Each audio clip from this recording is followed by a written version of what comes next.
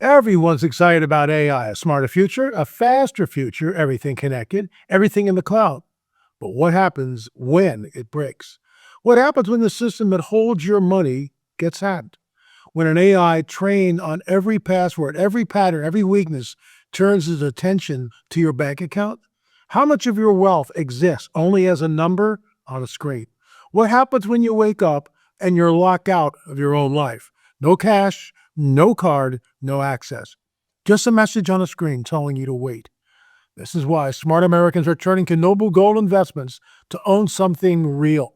Physical gold, a coin you could hold, a bar you can stack, an asset that doesn't live on a server, can't be frozen by a keystroke, and can't be erased by code. Folks, visit noblegoldinvestments.com, noblegoldinvestments.com, and learn how easy it is to own physical gold and silver shipped to your door or held in a tax-advantaged retirement account. Once again, noblegoldinvestments.com. In an increasingly digital world, own something real. Folks, we did it, and I'm really glad we did. There are skulls sitting in museums in Peru right now with DNA results that mainstream science still can't explain. Scientists have tested them, the results came back, and the mainstream academic world has gone completely silent about it. A lot of people spend their whole lives thinking that the Nephilim, the giants in the Bible, were just some story, a myth, ancient poetry. At least that's what my guest has spent 30 years trying to prove otherwise. My guest today is L.A. Marzulli. When everyone else was just ignoring this stuff, he was already out there connecting the dots. He's an author, a filmmaker, and a researcher. He went to Peru. He legally got samples from these ancient elongated skulls they found there. He actually funded DNA testing on them. And he says that the results didn't match what the textbooks predict, not even close. And so while the Pentagon was still calling these things unidentified, he was already saying that these aren't extraterrestrials. These are interdimensional beings, according to him. They're fallen angels. And the Bible, he says, already told us they're coming back. So he's written 14 books, he's produced 34 documentary films, he's won awards for them. This isn't a guy who just reads things online. This is someone who's actually done the work. So in this interview, you're going to find out what those Peruvian skull DNA results really showed, why nobody in mainstream science wants to touch it, and you're going to learn how that connects directly to Genesis 6 and what's happening in our skies right now. And here's the big one. He calls it the Great Deception. And once you understand what he means by that, you're not going to be able to look at the news the same way again. I mean, this is one of those conversations where the ancient world, the Bible, and today's news headlines all just kind of click together. And once you see it, you can't unsee it. Welcome to Man in America, a voice of reason in a world gone mad. I'm your host, Seth Holhouse. On this show, I talk to real Americans with real solutions to the real problems that we're all facing today. I help you connect the dots between the problems that we see in the present with decisions made by powerful people in the past. Because once we understand how we got here and what's the real history of America, we can remember where we came from and really learn from the past and make a real change for a better future. Now, before we start, please hit that like button. It helps a lot with the algorithm, whatever platform you're tuning in from, and it helps get this information out to more people. Also, please subscribe and share this with someone who really needs to hear it. And let me know your thoughts in the comments. Also, as a reminder, every show I do is done as a podcast as well. So if you want to listen instead of watch, just go to your favorite podcast app, search for Man in America. And if you use Apple Podcasts and you want to do me a real favor, leave a review on there because Apple really prioritizes podcasts that have those reviews. So if you like the show, leave a review. It helps me to reach more people. All right, so let's go ahead and get into that interview right now with my guest, L.A. Marzulli. Mr. L.A. Marzulli, it is a pleasure to have you on the show. And I have to say, I'm really excited to have this discussion. I think we're going to go to some really fun places. So yeah, thanks for giving us your time today. Well, great to be here. Thanks for having me on. So for those that are not familiar with you or your books or documentaries, how would you introduce yourself? I could try to introduce you, but I think you're going to do it better than me. How would you give a little bit of your background and it kind of brings you up to where we are today? L.A. is an author, filmmaker, 16 books, 34 films. He's a frank supernaturalist that believes in the supernatural world, specifically in ancient prophetic texts, which I believe, are unraveling even as we speak. So we are in unprecedented, uncharted waters, but a lot of this was prophesied thousands of years ago, and now it's coming to pass. And so there is, then there's a lot to get into. I think one kind of simple way that I look at things is that I feel like that we're living in the days of Noah. I think that that's, you look around and, I was born in 86.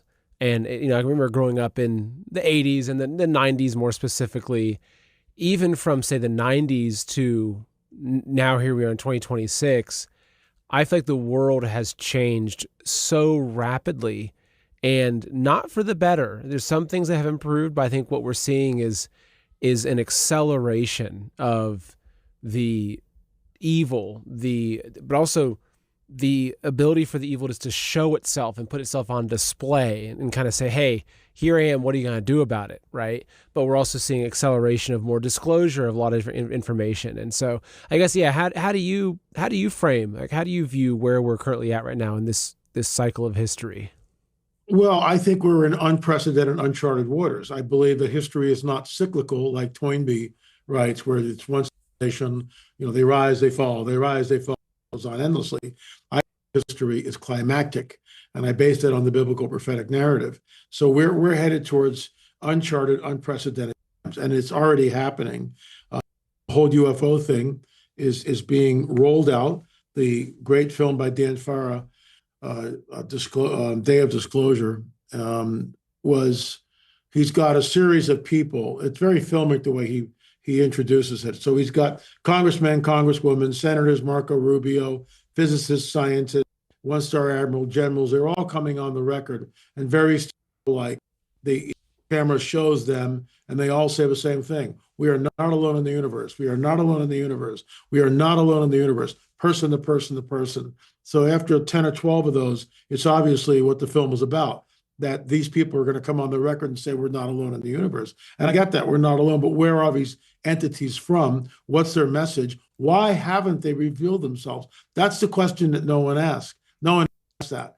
Okay, so we know that the phenomenon is real, but where are they from? What are they really? And why not give us the cure to cancer? If they're so benevolent, like Dr. Stephen Greer says, why the cure to cancer? Why the cat and mouse game? Why do we see them? They show up, they go away. Why take a 5-year-old boy or a 6-year-old girl, plant them, and then do other things like Spielberg's film, where, and I'm just spoiler alert, but it's in all 3 trailers, stag. And I called it right from the get-go. That's not a stag. That's the entities presenting itself. This is there it. it is. Right there. Yeah. And so I guess we should give a quick warning is that if you're still waiting to go see the film, there's going to be spoilers in this discussion. So I guess we'll just kind of put that out there so now no one can complain and say, oh, you ruined the movie for me. Because I went and saw it also. I went and saw it last weekend because I just wanted to see what the messaging was. I knew, you I'm sure you by far, you absolutely know this, is that when you see these big Hollywood productions, they're in sync with a lot of other things happening in society, and they're part of these bigger coordinated plans and agendas. And so I went and saw it thinking, I want to figure out what's going on here. And I have a lot of thoughts about the movie, but I'm not going to get into that right now. But yeah, you could see though that it was, you mentioned the young children as well. And I could see that there's that one particular scene where it's almost an MK Ultra-esque scene where they have these 2 young children that are frightened to death. They were lured in by these fake animals that deceived them, right. These kind of alien beings. And they're lured in there. It's almost like they're torturing them, but then even how they zone in on the single eye, it looks at one eye, and then you have a monarch butterfly appear inside of the eye, which is like the layers and pod layers of symbolism here. Anyway, I'll let you continue though with your thoughts on that. No, it's definitely orchestrated, and the script is flipped, where somehow it's okay, the ends justify the means. Sometimes it's okay to abduct a little boy and a little girl and put them through these horrific, ordeals, because that's what it is, and then erase their memory so they don't remember any of it until we're triggered by the cardinal decades later. Seriously, and it's dressed up where we're torturing the Greys, we're torturing the aliens, vivisection, and all this nonsense, and somehow it gets a pass that it's okay. Because look, Margaret, the main character of the movie, she's got these superpower abilities, right? It's just amazing. And then, the last word, I think I can talk about this because it's all over the internet. And I got this from my friend Mando Gonzalez. Okay. So Spielberg is Jewish. Yes. Is he a practicing Jew? I don't know. The last word in the movie is listen. What is the Shema? Hear, O Israel. Listen, O Israel. The Lord your God is one. So he just stops at listen, right? Is there a subliminal reference to the Shema? Hear, O Israel, the Lord our God is one. Is he about to replace the Shema with something else? You tell me. It's Interesting. not there. Yeah, it's not there. But I mean, Mondo picked up on that. That's Mondo's discovery. We did a show on it on my show. So the movie is, it's one long chase scene, but it's absolutely, you picked up on the eye with the monarch butterfly. How many people have been picked up on that? Guaranteed, not many. Not many pick up on that, right? So there's a lot. I'm going back to see it again this week because you see it once, you're like, okay, and I'm taking pictures on my cell phone and annoying the people around me. But so be it. But I'm going to go back and I'm going to watch it again because I know I missed stuff. I know I missed stuff, and I need to see it one more time. It's millions of dollars on that film, one continuous chase scene right from the get-go, and it never ends. It never lets up. And then, of course, the ending is, in my opinion, is sort of anticlimactic. But what's interesting about this is, and I've been quoting this over and over and over again. So in the third trailer, so this is not a spoiler alert because it's in the trailer, right? So Spielberg goes, I used to think, wouldn't it be great if the American people realized if this was all true? And then it cuts away to another scene in his movie. Then he comes back and the camera pans in on him a little bit and goes, it's all true. And what he's talking about there are four vignettes that I believe he recreates. The first is the Roswell incident, where Roswell's a real deal, and it is, they retrieved bodies from the craft. This is in our 10-box DVD set, which we have two films on Roswell. We were in the debris field. We picked up a piece of the metal that was folded in on itself, a little small dinky piece of metal. Looks like this. Here it is right here. It came out of the ground 8 inches, been buried there a very long time, completely encrusted in dirt. We've had it tested at a laboratory with a scanning electron microscope. It's in between two known aluminum alloys. So what's that? We don't know. More testing needs to be done. So it's not a weather balloon. That's the cover story. So the first thing they allude to the Roswell incident. Then they allude to the Kecksburg incident. I've been to both of these places. I've been to Kecksburg in Pennsylvania. My wife's parents were alive and in Youngwood, which is right a stone's throw from Kecksburg when this whole thing came down. Roads were closed, Army presence, this whole thing. Another weather balloon story? I don't think so. So, that's how they dress it up. If nothing to see here, keep moving. And the third one, of course, is Jackie Gleason with Nixon, probably at, one of the areas where the bodies were being kept, Wright Pat or some other place. It doesn't matter, but I believe that was real. And again, we actually used the article where they interview Gleason and his wife, and they held to this. This is what happened. Gleason came back from that encounter with Nixon. He was totally freaked out. So, we'll never know, but guess what? It's in the Spielberg film. Gee, why is it there? And then the fourth one, of course, is Eisenhower meeting with the Grays at Holloman Air Force Base. Again, if you're a ufologist, this is all status quo. If you're not a ufologist and you've looked at this stuff for years and laughed at it, then it's like, whoa, what are we looking at? What do you mean Gleason met with Nixon and they went and saw bodies? What about Eisenhower and the Grays and the contract? You mean Roswell wasn't a weather balloon? So it gets complex. Kecksburg, what's that? I thought it was another weather balloon or an experimental craft, blah, blah, blah. So this stuff is rolling out. And then you get whistleblowers like David Grush on the steps of the Capitol just recently. What was it, June 9th? He came on the record with the Anna Paulina Luna, who's the chairman of that committee, Tim Burchett, who I think is a co-chair, other people, and all saying, that the phenomenon is real and that we need to start talking about it. We need disclosure now. David Grush got up and really went on for about, 6-7 minutes talking about the need for full disclosure now. That's on the steps of the Capitol. It's kabuki theater. It's a dog and pony show. But they have moved the needle with David Grush saying that we have retrieved, biologics, which are not human. So the question is, what does the church do with this? If you could go back in time and buy oil before the world relied on it, would you? Of course you would. Anyone would. So why aren't you buying silver right now? You see, the people who recognized oil early didn't just make money. They got ahead of one of the biggest economic shifts in history. And today, a similar opportunity is unfolding with silver, because silver is a lot more than just a precious metal. It's a critical resource used in solar panels, electric vehicles, defense systems, AI infrastructure, and even these massive data centers that are powering our digital world and the surveillance grid. So while demand keeps growing, it's actually still affordable enough that the average American can start accumulating it right now. And that's why investors are turning to silver to protect against inflation and own one of the world's most important strategic resources. Don't be the person who looks back in 10 years and says, I saw it coming, but I just didn't act. I'm sorry. So visit goldwithseth.com and learn just how easy it is to own physical silver. Again, that's goldwithseth.com. And here's something a little extra. If you just mention my name when you reach out to Noble Gold, they're going to send you a 1/10 ounce of gold coin just as a thank you when you open a new qualified account. So again, that's goldwithseth.com. I've looked at a lot of different parasite cleanses. I've done a lot of them. This one looks phenomenal. Not to mention it's developed by this guy who's been doing this for 50 years.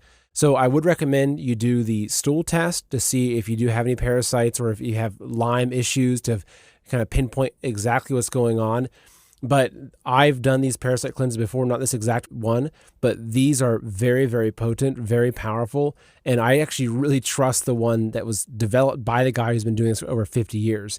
So the URL to go directly to this cleanse is sethcleanse.com. So again, that's sethcleanse.com.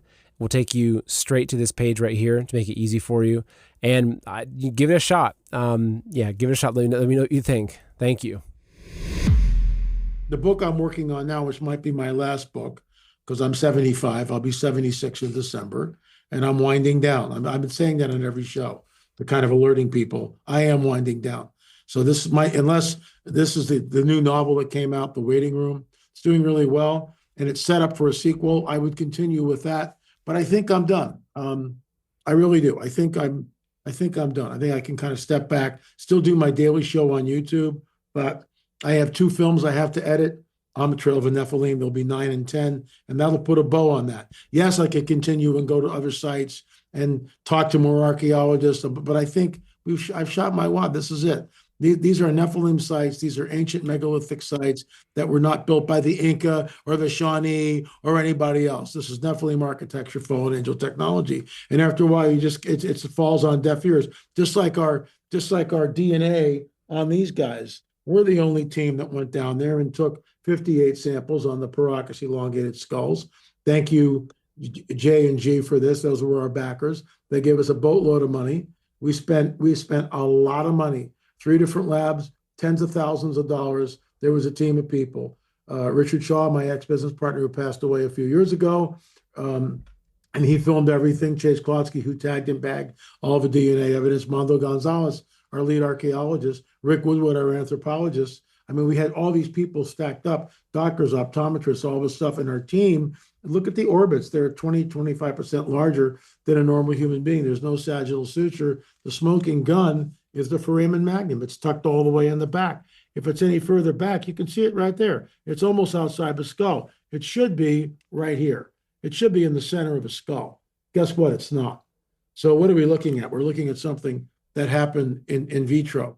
It's not the result of cradle headboarding. And our DNA showed that the haplogroups from the mitochondrial DNA, the DNA coming from the female line of the equation, came from Eastern Europe, the Levant, sometimes Druze DNA. I mean, it's like, the Baltic area. This is, and we had DNA, we had C14 on some of these artifacts, and they came back 1,935 years old. That's obviously pre-Columbian. That shouldn't be there, but they don't like it. The academics and the archaeological community don't like that because it rewrites history. Because the predominant view in archaeological circles is one of isolationism, which means that, all this happened very, very slowly. People move very.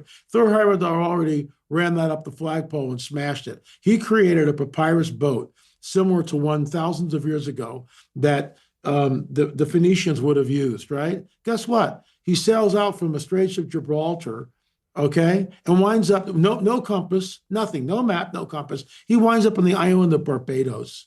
And you don't think that wasn't done before? Of course it was. Then we know that there's a diaspora from Nephilim tribes that happened in the Levant thousands of years ago when Joshua and Caleb pushed the conquest of the promised land. All these Nephilim tribes, the Zanzum, the Emim, the Nephilim, the Rephaim, the Anakim, the Horites, the Perizzites, they begin to flee the area. How do we know this? Procopius, the Roman historian, writes, there was a stele on the shores of North Africa. It says, we are they who fled from the face of Joshua the robber, the son of Nun. What the heck is that doing in North Africa? What Joshua, the son of Nun, are talking about is the Joshua who kicked the Nephilim out of the promised land. So they go into the Mediterranean. They go to places like Gozo, Malta, Sardinia, island of Sicily, the Balearics, up into Spain, Portugal, France, England. I've been to many of these sites. They're ancient megalithic structures. Human beings did not do them. End of story. Believe what you want to believe. And then from there, they go into Ireland, where you see all these megalithics and dolmens and all this other stuff. They come over to the New World. America Stonehenge. We have 2 films on this.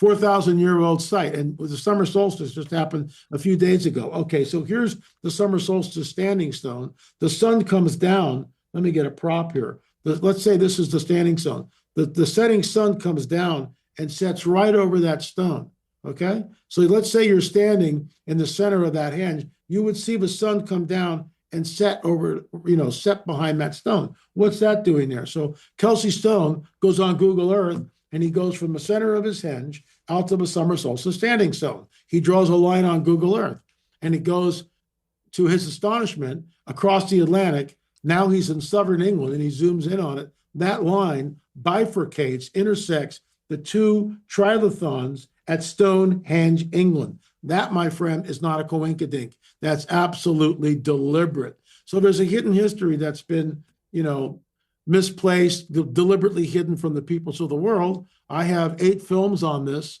10 films on UFO. The Watchers is 11, 2 films on Fatima. I mean, you can only... And people aren't interested. That's fine. It's free will. I totally get it. So remain ignorant all your life. So the Lord's called me to this. I've done it. I think we're done. 2 more films, on the Trail of the Nephilim, 9 and 10. And 9 is going to be a mind blower as well as 10. Both of them that'll put a bow on the series. And, I'll be 76 in December, taking a step back, just see what the new marching orders are. But I think coming to a close. So let me finish the rant by saying this. When you've got congressmen, congresswomen, scientists, physicists, Marco Rubio, the Secretary of State, numerous other whistleblowers coming on the record, including our own government, which has released 3 batches of UFO information, and the church is asleep, and the church, for the most part, won't even talk about it. What do you say? Well, so I want to talk about Nephilim, but I want to close off finish the UFO discussion for this part at least. Something that I noticed in watching the Spielberg movie, the film, I feel like that the underlying theme of it was the opposite of what you would have seen in, say, Independence Day, where there's these hostile kind of monsters, basically, that have advanced technology that want to kill us all. We're going to fight back.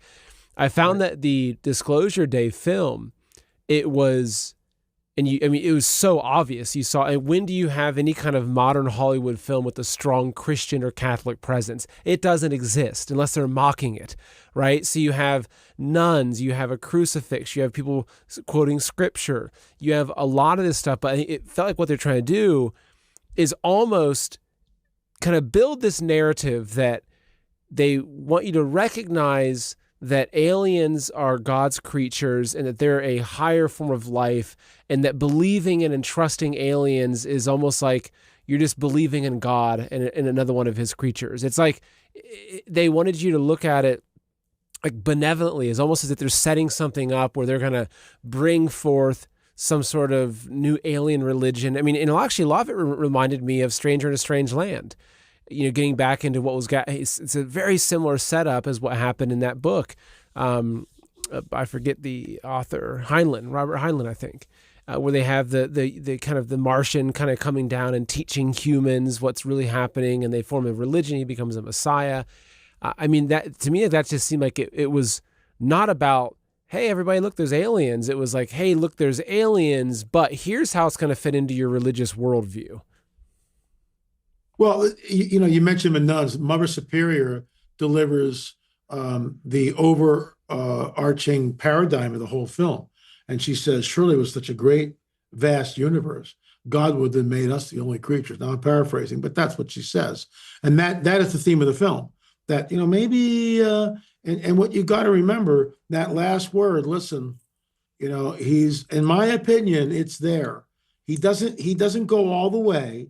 He doesn't say, listen, hero of Israel, Lord of God. He's not giving us something new, but he's setting it up. And I think savvy viewers will pick up on that, but there's no way to know unless you sit down with Spielberg and go, hey, what do you mean by this? Maybe a year from now, he'll spill the beans. The Great Deception will happen, and it's in the book, Rungs of Disclosure. It's rung number 18. So even though it's not, we're up to rung 30, the top rung is, in my opinion, there will be a nuclear event on the planet. How do I know that? They're saber rattling with nukes all day long. The Iranians are masters of the tap dance, masters. Oh, you can come and look at our centrifuges. Oh, you can't come. Oh, we have nothing here. Oh, we moved it over here. Oh, there's nothing to see. Oh, everybody go home. Oh, we'll sign the agreement. Oh, we're not going to sign the agreement. Oh, we'll open the Strait of Hormuz. Oh, we'll close the Strait of Hormuz. Look, you're looking at a culture which is steeped in deceit. Absolutely, and they are masters of it. And you've got a neophyte, Donald Trump, and I love the guy, but he doesn't know what he's getting into. And Marco Rubio, these people have no idea what they're in for. And this whole thing is so corrupt and so, layer upon layer upon layer of deceit and more deceit. And the reason why I bring that up, all it takes is one nuke. You have a nuclear event anywhere on the planet that creates the greatest climate of fear that humanity has ever experienced collectively. That's when they show up, in my opinion.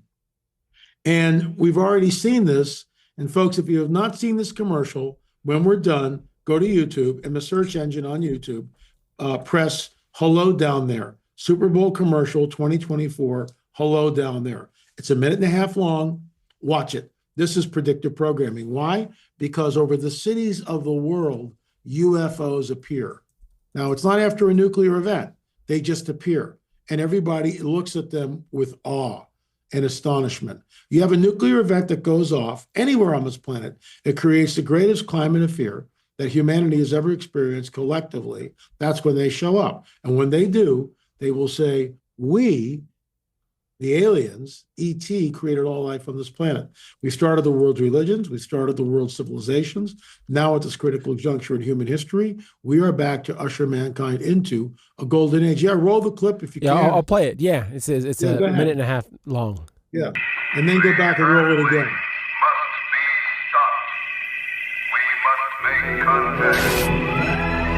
Reports of flying saucers are nothing new. These are routine sightings, not isolated events. Are you seeing that? It's spinning. There's a whole swarm of them. Oh my God. They're all against the wind. All against the wind.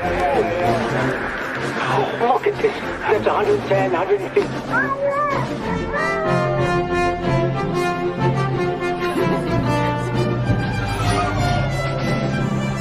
There was an historic hearing today on Capitol Hill and an unprecedented bipartisan push for UFO transparency. とにかくまず今日はたまかについてるクリエイティブでビューティフルなコラボレーションをしてる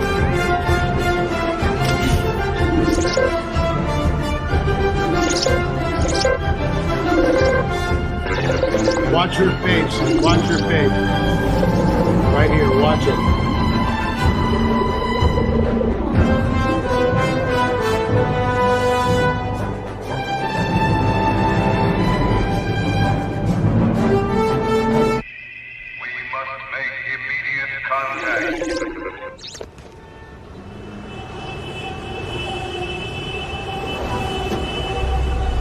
I told you to take Broadway. This always happens. What a weird commercial. What are they advertising, Seth? Do you know? What are they advertising?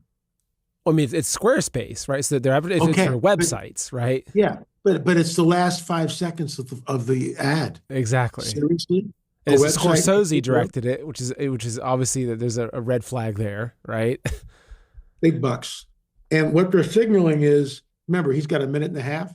So it's Texas, a diner in Texas, New York City, Paris, France, and someplace in Japan. What he's telegraphing filmically is that whatever this is a global event. Everybody is in lockstep. They all see it at the same time, and it stops everything. Life as we know it just changed. Did you see the woman's face, one of awe, when she looks up? There you go. This is predictive programming. They are telegraphing what's about to happen. And oh, that's preposterous. Watch.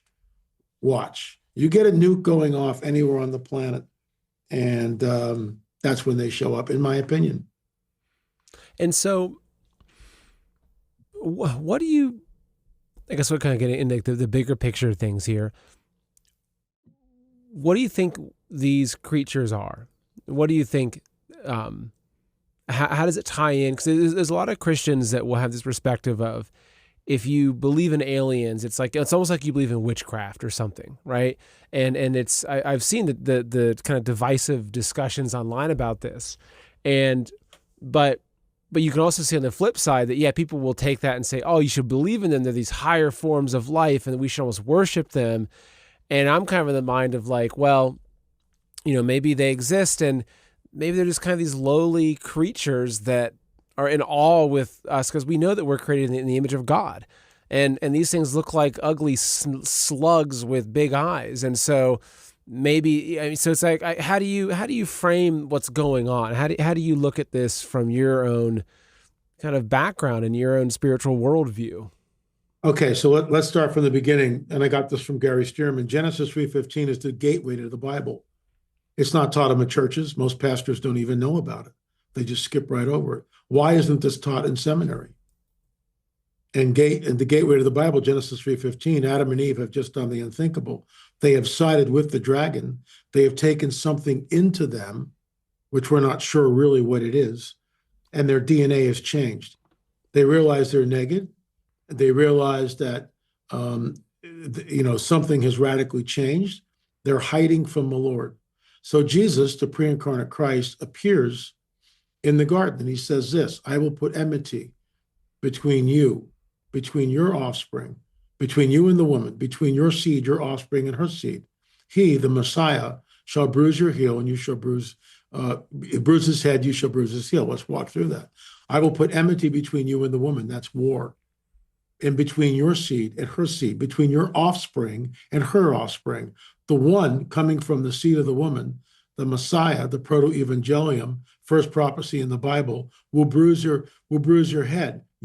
Shall crush your head. He shall crush your head. You will bruise his heel, depending on which translation you look at. The bottom line is, this is it. It's the whole Bible. It's a seed war. 3 chapters later in Genesis 6, the seed war erupts. But that's not what's taught in the churches. That's not what's taught in seminary. The Sethite view is taught. When Jesus appears 2,000 years ago and says, it'll be like the days of Noah when I return, everybody knows what he's talking about, because the bones of the Nephilim are openly on display in Hebron. How do we know that? From Josephus, first century historian who writes about it. And the bones of the Nephilim in Hebron are unlike any human vestige. They don't look like any human beings at all, but they're there for people to see them. So as you would go to Jerusalem, one way you would go is to go through Hebron. So people know what he's talking about, because the Sethite theory isn't invented. The Sethite theory doesn't come into being until the 4th century with Julius Africanus. Augustine adopts it. Everything is spiritualized. The whole amillennial paradigm comes into the church. We go into the Dark Ages. Tyndale is burnt at the stake, 1444. Gutenberg invents the printing press. First time in history you can actually read the Bible. Tyndale is burnt at the stake. Why? For translating the Bible in English. This is not a feel-good, happy moment in history. And this war has been continuing. Notice Spielberg dresses up his movie in Catholic clothes, because Catholics are the largest religion on the planet, 1.3 billion adherents.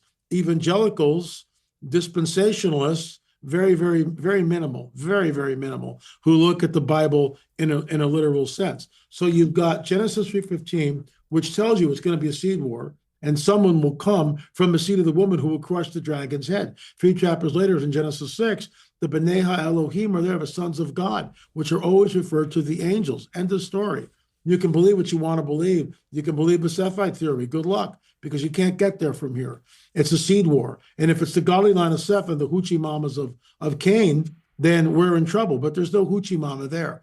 It's fallen angels, the watchers, having sex with the women. Read the book of Enoch. If you were going to keep one book out of pastors' hands and tell them, don't read the book of Enoch, and Christians, and don't read the book of Enoch, you'll go to hell if you read the book of Enoch. Read the book of Enoch, folks, because it tells you exactly who the sons of God are, the angels of heaven.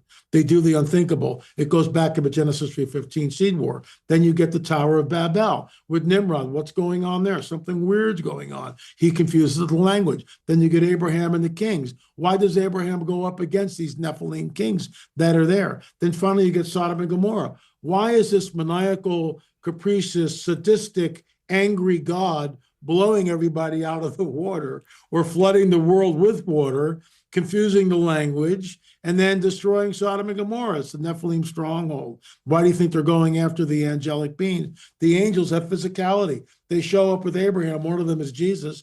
Finally taps out Abraham, through your seed, all the nations of the world be blessed. So now we know where the seed, there's that word again, where the seed's going to come from. Finally, when we get to Canaan, I've heard pastors stand up and go, well, I know it seems like genocide, but in the guise of God, it really isn't. Excuse me, once you plug in the Genesis 3:15 narrative and realize that the seed war is culminating with the seed of Abraham after 400 years, you got 3 million people there. And on the field of battle, you've got the Nephilim, the Anakim, the Rephaim, the Emims, the Zanzamim, and everybody else.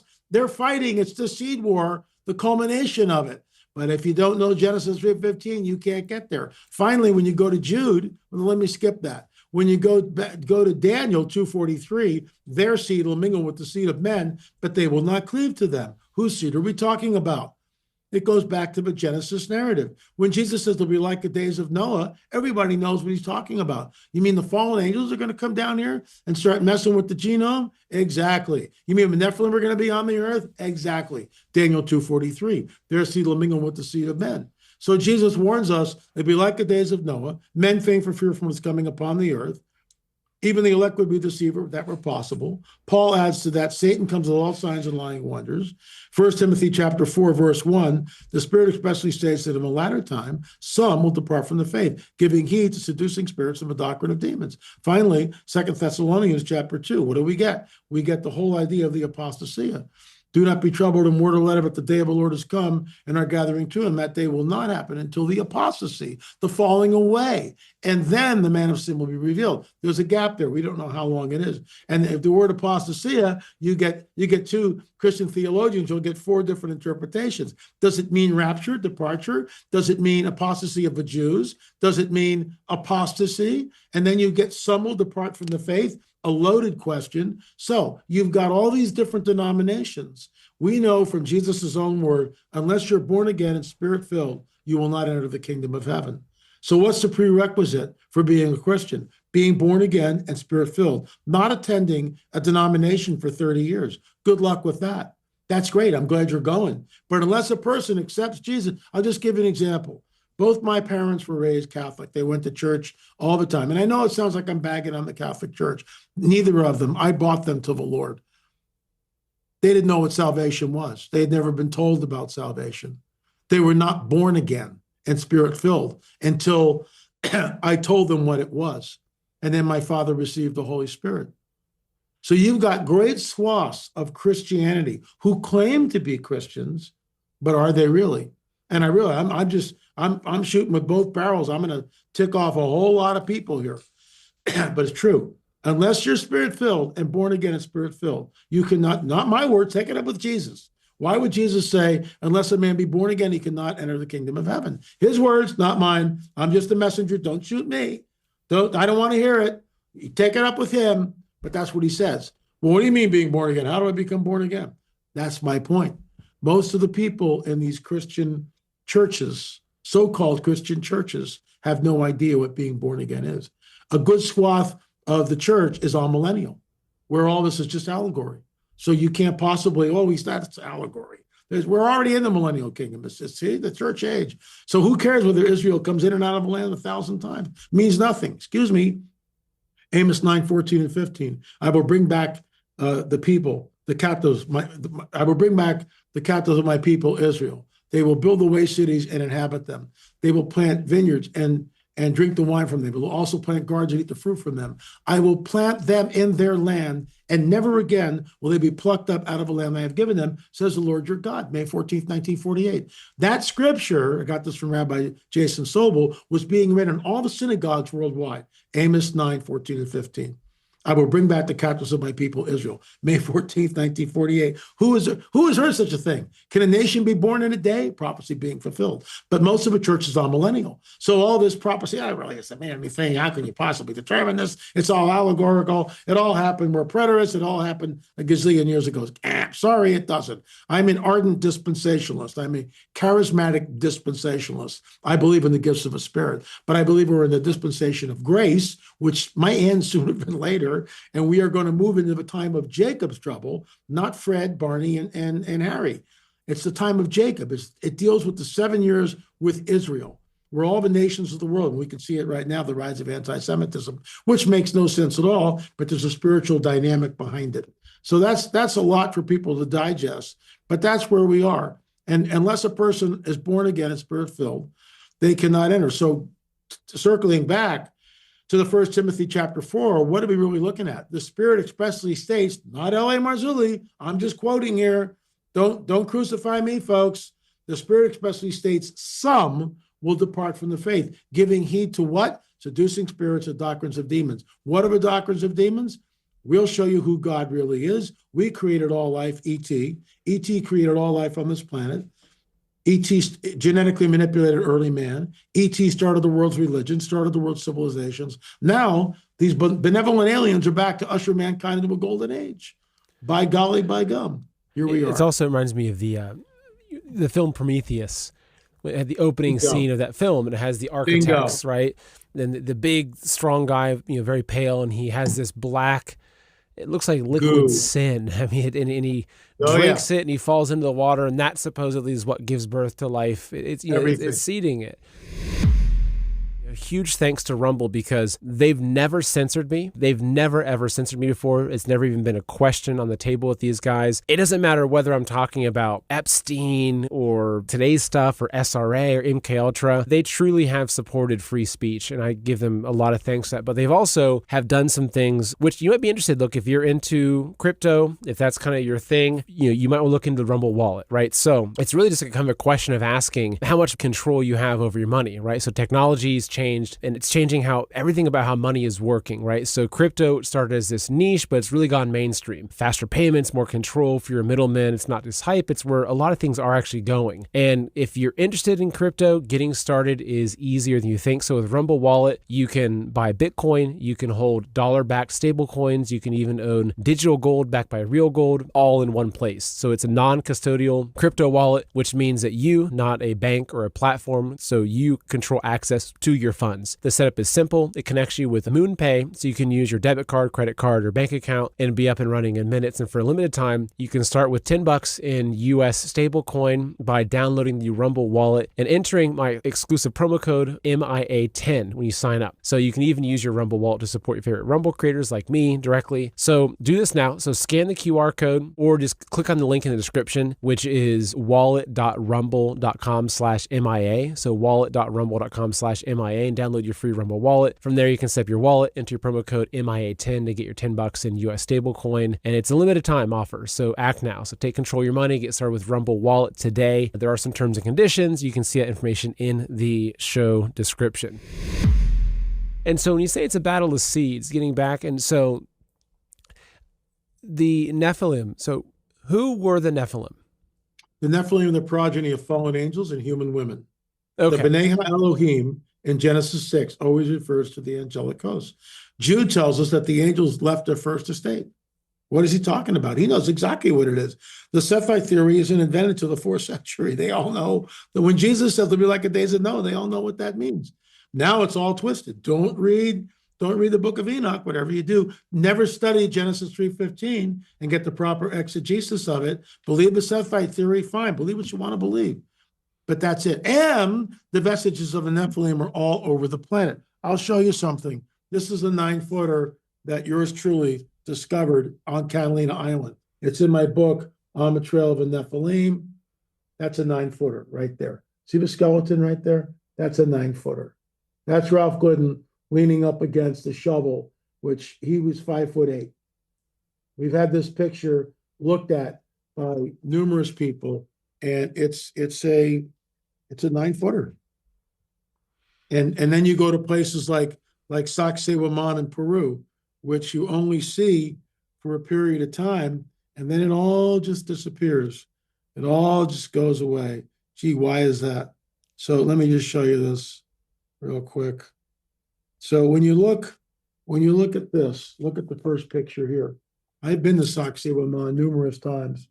Look at that right there. See the people? Look at the megalithic stone. We're told the Inca were master stone builders. Excuse me, no, they weren't. This has nothing to do with the Inca. This is Nephilim architecture, fallen angel technology. If you look above, right, let me show you where I mean. It's on the next page. If you look above this, you will see what I affectionately call Inca slop.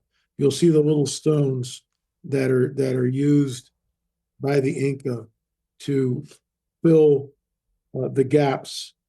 I thought I had it here. Yeah, there it is right here. So look behind the doorway. Look behind the doorway. See that right there? That's Inca. So Inca would take these small headstones and mortar. But what you're seeing here, right? Those are megalithic chambers, megalithic stones. Look at the stonework. No mortar, perfectly cut. How do you do that when these stones weigh 40, 50, 100 I mean, tons? you can't even slide a piece of paper between a lot of these. You And can't so do it. basically, if I'm understanding this correctly, so okay, you have the fallen angels, you have these entities that were kicked out, right? They fell to earth. They then, as a way of getting back at God, they set out to destroy God's seed, right? Destroy Correct. the DNA Destroy of mankind. And Yes. so they started probably raping, interbreeding, mixing the two bloods to try to change the human DNA. And they did. These fallen angels had some advanced technology. They had different physical features than us. So coming up to like modern time, 2026, now they have, in essence, erased the entire idea of this, right? The entire mainstream idea is that we evolved from monkeys, that there is no God. We're on this like floating ball of rock in space, purely just happenstance. Yes. And so Right. they have deleted and they've hidden all of this history of advanced technology, advanced civilizations, other civilizations sharing Earth with us. Lemuria, Atlantis, some of these previous civilizations, they've hidden all of that because, well, I guess why? Why have they hidden all this information from us? Even to the point that, the Book of Enoch is kind of looked at as like, oh, that's kind of witchcraft. If you bring up the Book of Enoch within some churches, It's unbelievable, right? It's Right? unbelievable. Found in the Dead Sea Scrolls. Jude quotes it, and I'm going to go off the rails here a little bit. I'll be sort of glib, as late Chuck Missler, one of his favorite words. So Jude is Jesus's younger brother from Joseph and Mary. Now, if you're a Catholic, again, Ellie, you're bagging on the Catholics. No, but the Catholics don't believe that Mary, had any of her children. I don't believe in that. We know his brothers and his sisters. They just torture the text because Mary has to be a perpetual virgin. Mary disappears from the Bible after the book of Acts. And now she's almost a co-redemptrix. Seriously? Co-redemptrix? Seriously? They pray to Mary? Seriously? Believe what you want to believe. We're not going to disparage you. Believe what you want to believe. But I believe that something else is going on here. And that something else is this. Jude is Jesus's younger brother, and he's quoting Enoch. And I know that you don't quote something unless it's who you are. It's part of your warehouse.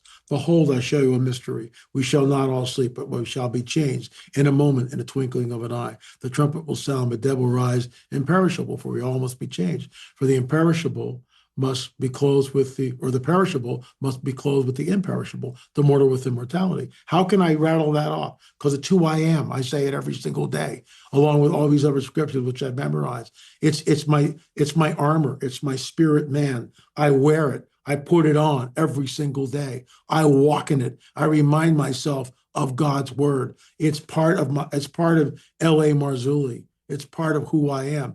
Jude is quoting from the book of Enoch. You don't quote unless it's part of who you are. This is the glib part right here. So Jude is Jesus' younger brother. They don't have books in those days. There are no such thing as books. They have scrolls. No books, just scrolls. Is it possible that Jesus walks in with the Enoch scroll, the book of Enoch, and says, hey, Jude, check the scroll out. You might use it a little later on. I'm not saying that happened, but it could have happened. It's a possibility. They're in the same house together. Jesus is reading all this stuff. Why not? I'm not trying to make a doctrine out. It's not a hill worth dying on. It's complete conjecture. And I said, I preface it by saying I'm going to get a little glib, a little funny, but it's a possibility, because the book of Enoch is found on the Dead Sea Scrolls, and the Dead Sea and the Essenes were alive when Jesus was there. That community was there and very, very active. So it's a strong possibility. And did Jesus have interaction with the Essenes? In my opinion, he did talk to Ken Johnson. But a lot of it's conjecture. And this is why there's a gazillion denominations, and we all war against each other and fight and backstab and we're right and blah, blah, blah, blah, blah. So, there's two schools of thought going back to the apostasia, going back to 1 Timothy chapter 4. So if you're a Calvinist, you believe that you're sealed, that you're chosen from the beginning of time, that that God just calls you and you're it. You have no free will. Arminians believe that you have free will and that you can lose your salvation. You can walk away from it. So it's very controversial. And people on both sides of the aisle are very adamant about their position. And if you're on one side or the other, they'll call you a heretic for believing the opposite. So to me, it's like this departure from the faith. It's not either or, it's both and. Because you've got people who profess to be Christians who were not born again and spirit-filled that are leaving the faith. Some will depart from the faith, giving heed to seducing spirits. So what are those seducing spirits? These guys. We are your gods. We created all life on this planet. We genetically manipulated early man. We started the world's religions. Now it's this critical juncture in human history. We're back to usher mankind into a golden age. This is why the book, Rungs of Disclosure, is so important to read. 99 cents. There's 10 films here. You can watch every single film for 99 cents. Film number 4 on abductions, number 5 on cattle mutilations, 99 cents each. 2 films on Roswell, a film on crop circle. Finally, what is the truth? I mean, it's all here. It's all here. And this is why I'm not like stepping down, but I'm slowing down. I've done it. I mean, there's no way I can keep reiterating the same thing, write another book, but what's the point? My last book is called The Luciferian Endgame, and it's just it's an amplification of what we've been talking about. It's sort of another step from the rungs of disclosure. And, and that's it. The 2 films, Amateur of Nephilim, 9 and 10, will put a bow on that whole series. I mean, I don't think I need to do anything else unless the Lord directs my steps. And then it's, yes, sir, how high? I'm all set, to do it. But I still do my show on YouTube and still do appearances like this, but no conferences except the Prophecy Watchers Conference. No conferences, because it's a waste of resources. You hop on a plane, you spend all this time to get there, there's 300 or 400 people. Whereas this, YouTube, 10, 20, 90,000 people. If it goes viral, it can be a couple 100,000 people. That's a lot of people. It's a lot of people. And so these Nephilim, these fallen angels, right, and these other kind of races, you could say, that started interbreeding. Do you think that when you look at the control structure of where we are right now, right, this what appears to be some sort of Luciferian kind of elite system that has control over our banking system, et cetera. Do you think that these bloodlines trace back to those fallen angels, and that's why they've hidden so much of the history? Because it's almost like they're covering their own trail, that they're hiding the parts that they don't want us to know about, so we're more easily controlled, more easily we can become docile. We just just sort of busy staring at football on our phones. I mean, so is that part of it? That in a certain way, would you say that these Nephilim, these fallen angels, are in essence kind of running the world now? Like, have they achieved those levels of power? Yes and no. Yes and no. We can't prove it. There's no, anybody can say anything. Yeah. So I understand all that. I've looked into it. I've read books on it. Back burner. There's stuff that are just back burner for me. You can't run with it. You can talk. David Icke, has made a whole living off this, but I can't, because I can't vet it. I've heard stories. I've had witnesses come to me and tell me stories, but I can't vet that story. There's no 2 or 3 witnesses. There's one witness telling me something. How can I go with it? It's the similar place I've arrived at. Like looking into reptilians and all this. It's like, oh, it's interesting. There's a lot of odd things that line up and everything, but it's like, I can't, unless I go capture some high level politician and dissect him and see if there's a reptile inside, I can't prove this stuff. So it's, I'm going to try to focus on things that I can understand that actually can use to affect change. Yeah, and I'm with you. I call it the back burner. This stuff just sits on the cosmic stew in the back burner until we have more information. Some things I do know. When you go to Sacsayhuaman, don't tell me that the Inca built this. You're lying. Don't tell me that the Shawnee constructed the Octagon Mound, which encompasses 50 acres, which is advanced geometry. The Shawnee didn't have anything like this, but that's what they say. They control the narrative. Just like in schools, Darwinism is taught as fact. It's a theory. How do you get something from nothing? Just explain that to me. So in the beginning, there was nothing. Okay, now what?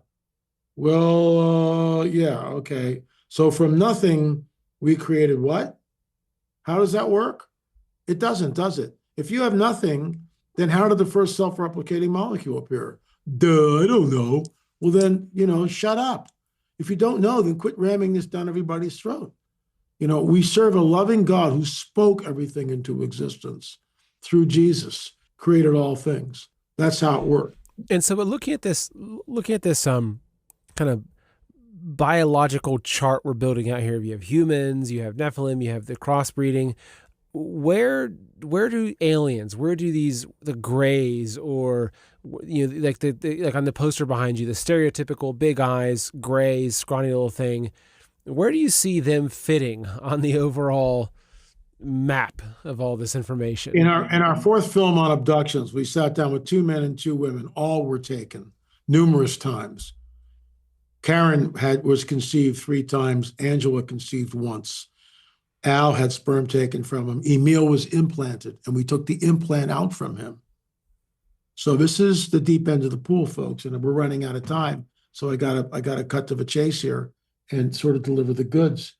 The grays are meat suits, not all of them, but many of them. They're meat suits. They're avatars. Demons are the disembodied spirits of a Nephilim that wander the earth. They're earthbound. A demon has to inhabit a person, an animal, or an object in order to manifest in this dimension. The dragon, Satan, knows this, so he's created avatars. How do we know this? Whitley Strieber, who has no Christian dog in the hunt, opened up a drawer on the ship, and there are the grays stacked up like napkins. This one woman, Dolly, who's an experiencer like Karen was, but she never came across the line. Dolly talks about them like stacked up like chairs. The taller ones, which are called the tall whites, okay? So again, a lot of this is conjecture, but it's based on my conversations with abductees. The tall whites are very tall, very emaciated, and they kind of float around. If you're an angel, and you're in the presence of the holy God before the rebellion, and you're worshiping God, you're worshiping the Lord, but what is he giving you back? Just like when we worship, at a church service, and it's not mechanical. We're in worship. Thank you, Jesus. Thank you. Thank you for salvation. Thank you for your blessings. Thank you for this next breath. Thank you for the gift of life. Thank you that you set my feet on solid ground. We're worshiping the Lord. We worship you because you're God. Hallelujah. Thank you for your son. Thank you for the sacrifice. Thank you. But, we're worshiping him. Guess what? He's giving us stuff back. We walk out of that service, we're filled with peace and joy and love because he's giving us things back. But what about the angels who are in the presence of a loving, holy God and they're worshiping him? What is he giving back? Because every angel who shows up, everybody does the face plant because they're glowing, man. It's like, right? But what if you're a fallen angel and you're no longer in the presence of a loving God and you're not getting your sustenance? You're still immortal. You can't be killed, but you're immortal. Are you emaciated? Do you atrophy? Do you atrophy? My opinion, you do. You can, metaskismosai, the Greek word, thank you, Rustisdar, you can change. You can appear as an angel of light. You can appear as the god Apollo, right? Or anything else you want to, a reptilian, insectoid. And these all may be real entities that are somehow part of his kingdom. We don't know, but we know that people see them. The tall whites, the Nordics, the reptilians, the insectoid, the grays. There's a hierarchy there. What are they really? We don't know. But in my opinion, demons are inhabiting these avatar bodies of the grays, which is why they all look alike, which is why there's no reproductive system, no digestive system. They're just shells. They're meat suits. That's what Karen calls them. And other abductees say the same thing. Interesting, because that really kind of turns on its head if you look at it like that. It's like, oh, these aren't these enlightened creatures here to teach us. They're just demon avatars. They're just, it's like, so treat them the same way you would if you're walking in the woods at night and you see some scary red-eyed thing. It's like, yeah, that's evil. Stay away from that. Don't worship it.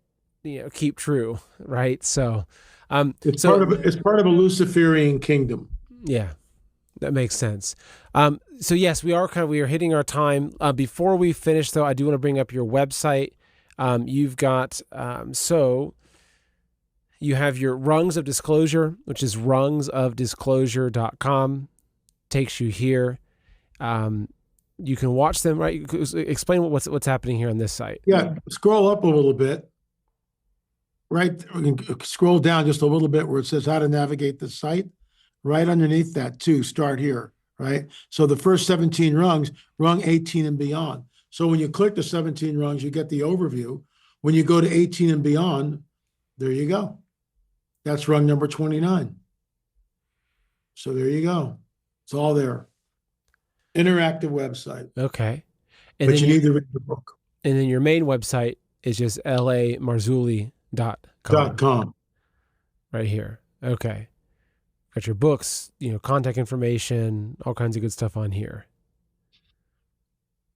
Okay, great. Now, in closing, do you have any final thoughts? I know we hit a lot of topics. We spanned the universe in our discussion, but if you had one last thing to say, what would that be?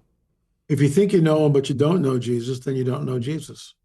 If you think you know him, but there's no personal relationship with Jesus, then there is no personal relationship. Then you don't know him. How do you know him? How do you become born again? You confess with your mouth Jesus is Lord and believe in your heart that God raised him from the dead, and you shall be saved. So you say, well, how do I know God raised him from the dead? That's the Shroud of Turin. We have a whole film on this. Holy Shroud, Holy Fire. This is what it looks like to the naked eye. It was done, but it's God's calling card. But in 1898, Secunda Pia took the first picture, and that's what he saw. So this is a negative image. This is when you photograph this is what you get in the development room. And that's him. And look at the scourge marks. Brutal. Look at where the nails come out on the backside, not in the palms, but further down in the palm. And they come out the back. Look at the nail print. Look at the blood flowing out right here. Look at the helmet of thorns. It's God's calling card. There's no other event, there's no other artifact like this on the planet. None. And the carbon-14 dating was deliberately skewed. That's in our film. Deliberately skewed. and that's been debunked. But if you go on Google, well, it's a medieval forgery, right? Even though it's been debunked and proven, right? All this new evidence comes out. Oh no, it's a medieval forgery. They can't have that. Meanwhile, they can't duplicate it. Have no idea how it was done. So that's what you do. You confess with your mouth, Jesus is Lord, believe in your heart, God raised him from the dead. You will be saved. That's it. If it was any harder, we couldn't do it. Human beings couldn't do it. So do that. Well, L.A., it's been a pleasure speaking with you.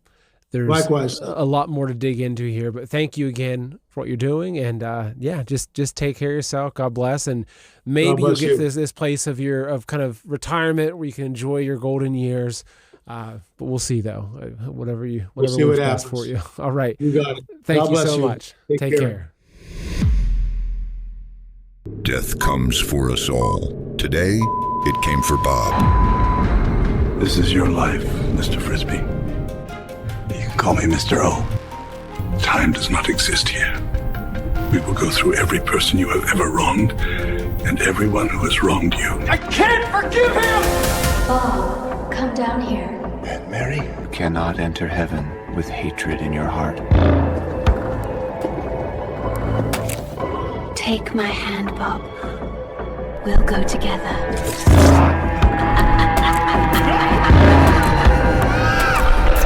Are you escaping, Bob? Stay back! Bob Frisbee must face every sin of his past. Will he find forgiveness in his heart or surrender to the darkness? Find out in the brand new novel by L.A. Marzulli, The Waiting Room.